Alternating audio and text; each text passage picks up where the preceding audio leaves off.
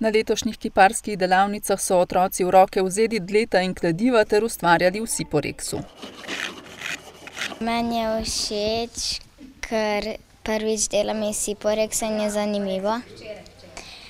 Pa jaz delam živi čevelj. Poleg živega čevlja so nastajala še druga zares zanimiva dela.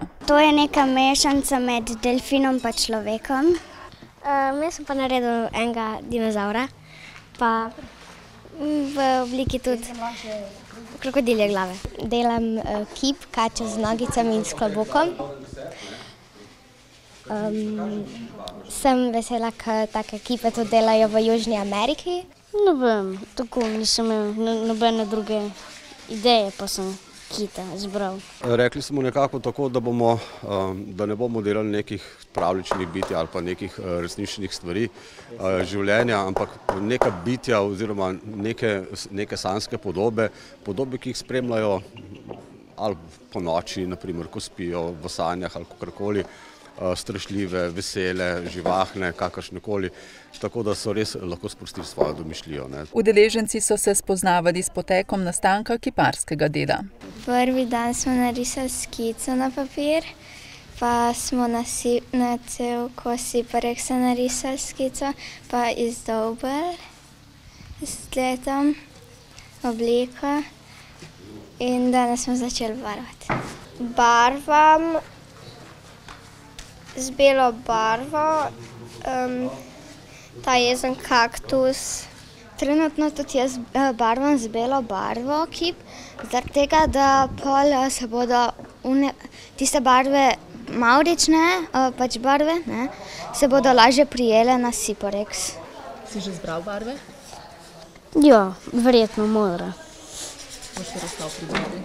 Ja. Rad izdeluješ tole iz Siporexa? Si prvič na taki delavnici? Ja, prvič, ampak tudi rad izdelujem kaj takšnega.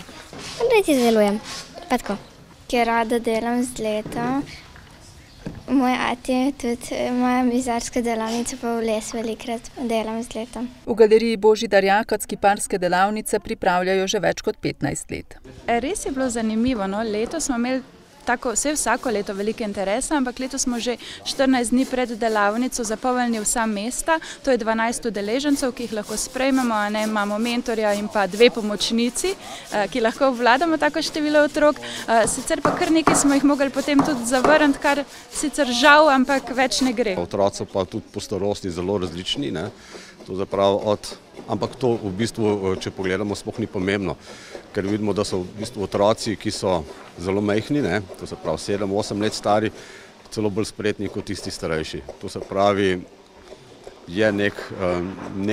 neka tekmovalnost je videti kljub vsemu pri samem delu, ampak mislim, da si tudi radi pomagajo, opazujejo drug druga in to je tudi najbolj pomembno pri tem delu. V počitniškem času so otrokom sicer na voljo številne dejavnosti, s katerimi si lahko popestrijo dneve in kakovostno preživijo svoj prosti čas.